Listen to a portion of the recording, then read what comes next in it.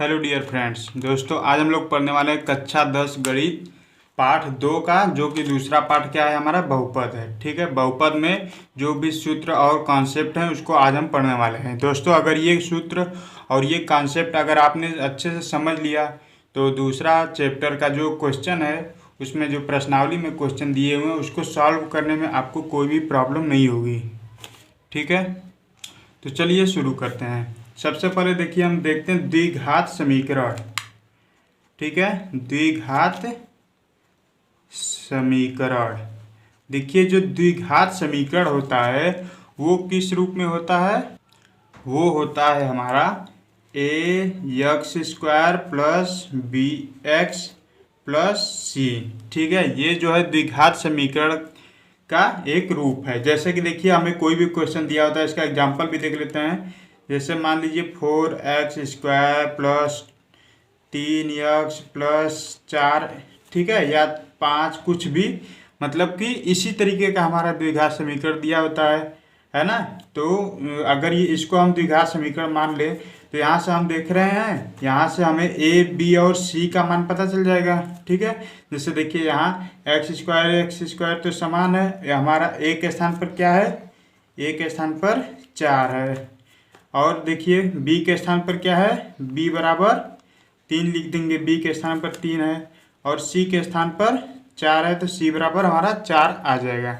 ठीक है, इसी प्रकार का देखिए द्विघात समीकरण होता है। यहाँ पर अंक में कोई भी बदलाव कर सकता है। जैसे मान लीजिए 5x स्क्वायर दे दिया प्लस 6x प्लस 8 दे दिया।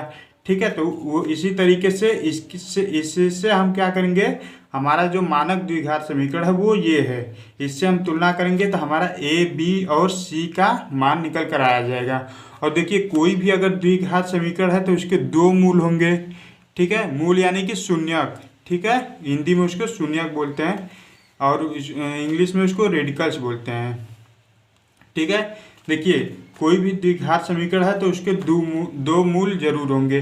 अगर त्रिघात समीकरण है ना, अगर त्रिघात यानी कि ax cube plus b x square plus c x plus z बराबर 0, ऐसा कुछ है। ठीक है, अगर देखिए जो सबसे बड़ी घात होती है वही उसका जो है समीकरण के रूप में उसको द्विघात त्रिघात इस प्रकार से हम कहेंगे। इसमें देखिए सबसे बड़ी घात 2 है तो इसको द्विघात समीकरण कहेंगे। इसमें सबसे बड़ी घात 3 है तो इसको त्रिघात समीकरण कहेंगे।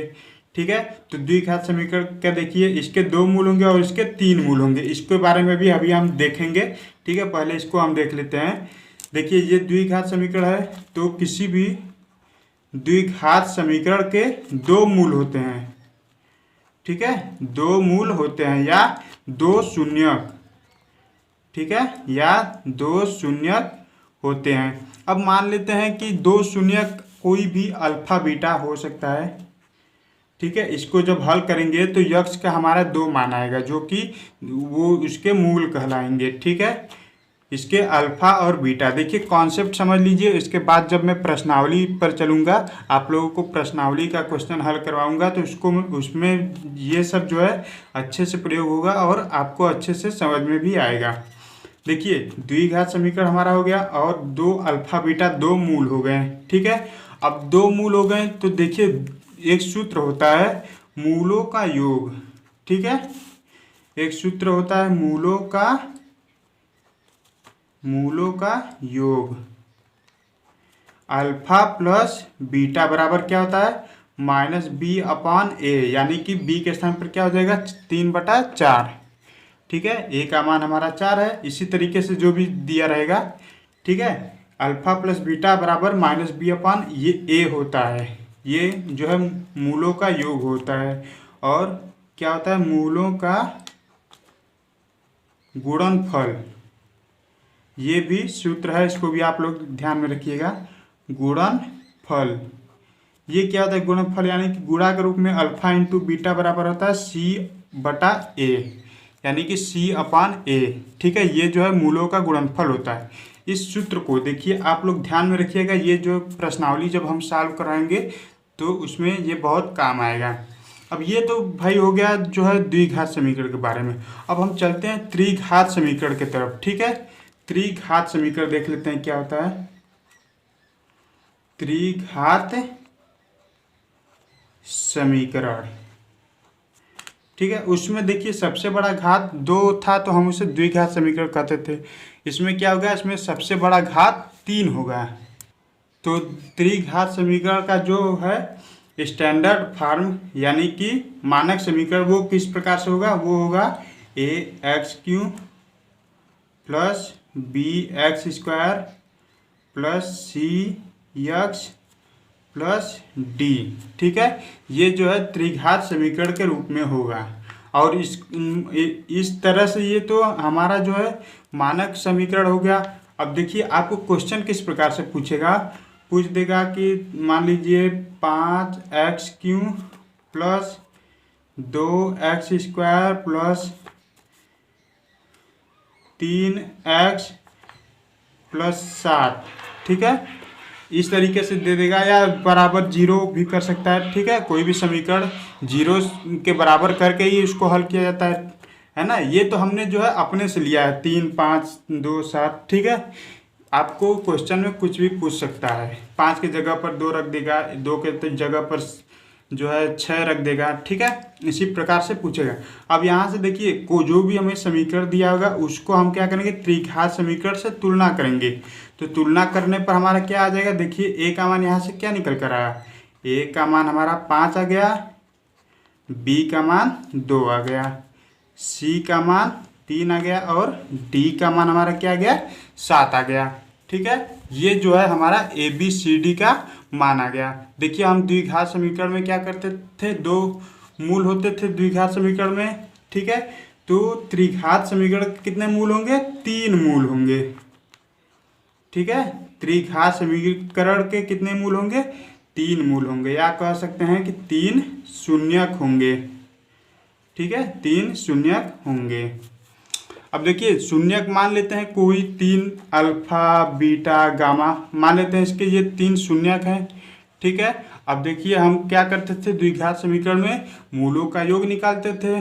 ठीक है, तो हम जो है द्विघात समीकरण में मूलों का योग निकालते थे, तो त्रिघात समीकरण में भी मूलों का योग निकलेगा। तो वो किस प्रकार से निकलेगा, देखिए अल्फा पहले लिख लेते हैं हम हिंदी में। ठीक है, मूलों का योग, मूलों का योग alpha plus beta plus gamma, इसका सूत्र क्या हो जाएगा, -b/a। ठीक है, -b/a। देखिए उसमें सिर्फ मूलों का योग था और मूलों का गुणनफल था, लेकिन इसमें जो है 3 फार्मूले निकलेंगे, 3 सूत्र निकलेंगे। ठीक है, पहला तो ये हो गया मूलों का योग। अब दूसरा क्या है, मूलों के, ठीक है, मूलों के गुणनफल का योग। ठीक है, गुणनफल का योग, ये क्या होगा, किस प्रकार से लिखेंगे, देखिए alpha into beta plus beta into gamma plus gamma into alpha बराबर क्या हो जाएगा, c/a।